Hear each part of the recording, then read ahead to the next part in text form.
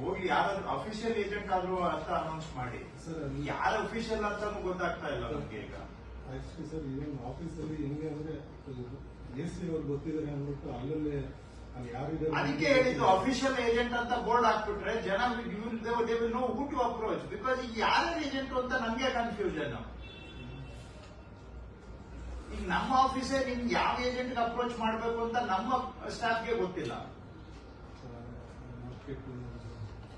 ಅದಕ್ಕೆ ಅಫಿಷಿಯಲ್ ಆಗಿ ಇಟ್ಕೊಂಡ್ಬಿಡಿ ಹೋಗ್ಲಿ. ನೀವಂತೂ ಸಿಗೋದಿಲ್ಲ, ನೀವು ಫೋನಿಗೂ ಸಿಗೋದಿಲ್ಲ, ಫಿಸಿಕಲ್ ಆಗಿನೂ ಸಿಗಲ್ಲ. ನಿಮ್ ಪರವಾಗಿ ಯಾರನ್ನಾದ್ರೂ ಏಜೆಂಟ್ ಅನ್ನ ಕೂರಿಸ್ಬಿಡಿ. We will approach them only. ನಂದೇ ಪರಿಸ್ಥಿತಿ ಹಿಂಗಿರೋವಾಗ ಇನ್ನ ಜನಗಳಿಗೆ ಏನ್ ಪರಿಸ್ಥಿತಿ ಆಗತ್ತೆ? ಆಫೀಸ್ ಬಂದ್ರೆ ಆಫೀಸಲ್ಲೂ ಇರೋದಿಲ್ಲ. ಕೋರ್ಟ್ ನಡೆಸಿದ್ರೆ ಕೋರ್ಟ್ ನಡೆಸ್ಬಿಟ್ಟು ಹಿಂದ್ಗಡೆ ಬಾಗ್ಲಿಂದ ಹೊರಗಡೆ ಹೋಗ್ತೀರಿ. ಹಾಗಾಗಿ ನಿಮ್ಗೆ ಎಲ್ಲಿ ಅಂತ ನೀವು ಜನಕ್ಕೆ ನೀವು ಫೇಸ್ ಮಾಡೋಕೆ ತಯಾರು ಇಲ್ಲ, ಜನಕ್ಕೆ ಉತ್ತರ ಕೊಡೋದಕ್ಕೆ ನಿಮ್ಗೆ ತಾಳ್ಮೆನೂ ಇಲ್ಲ. ಯಾರಾದ್ರೂ ಒಬ್ಬರನ್ನ ಡೆಸಿಗ್ನೇಟ್ ಮಾಡಿ ಏಜೆಂಟ್ ಅಂತ ಹಾಕ್ಬಿಡಿ. ಇಲ್ಲ ಇಬ್ಬರನ್ನ ಹಾಕ್ತೀರಾ ಹಾಕಿ, ಮೂವರು ಇಡ್ತೀರಾ ಇಡಿ. ಅಫಿಷಿಯಲ್ ಆಗಿ ಏಜೆಂಟ್ ಅನ್ನ ನೇಮಕ ಮಾಡ್ಬಿಡಿ. ಅಷ್ಟೇ ನಾನು ಹೇಳ್ತಾ ಇರೋದು, ಬೇರೆ ಏನಿಲ್ಲ.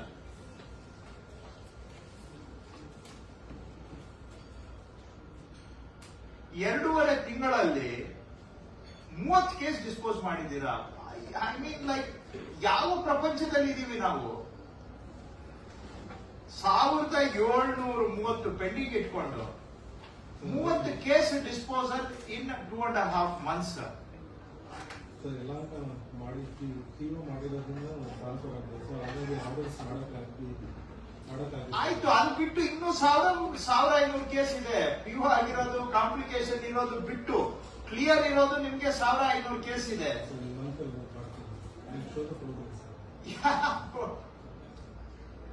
ನಿಜವಾಗೂ ನಿಮ್ಗೆ ಐ ಆಮ್ ಸರ್ಪ್ರೈಸ್ಡ್. ನೇರ ಮುಖ ಇಟ್ಕೊಂಡು ಇದನ್ನ ಹೇಳ್ತಾ ಇದ್ದೀರಾ ಅಂತ ನಿಮ್ಗೆ. ಹಾಗಾದ್ರೆ I must commend you with your capability of ಡುಪ್ಲಿಸಿಟಿ.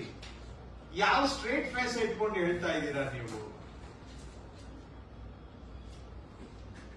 Anyway ಬಿಡಿ, ನಾನು ಆಯ್ತು. I don't think I am so helpless. Don't think I am so helpless. You will see. Right, ಬಿಡಿ, ಮಾತಾಡಿ ಎಲ್ಲಾರ್ದು ಟೈಮ್ ಯಾಕೆ ವೇಸ್ಟ್ ಮಾಡೋಣ. ಅಂಡ್ ಸುಮ್ಮನೆ ಇನ್ಸಲ್ಟ್ ಮಾಡಿ ನಿಮ್ಗೆ ನಮ್ಗೇನು ಸಿಗೋದಿಲ್ಲ. ನನ್ನ ಕೆಲಸ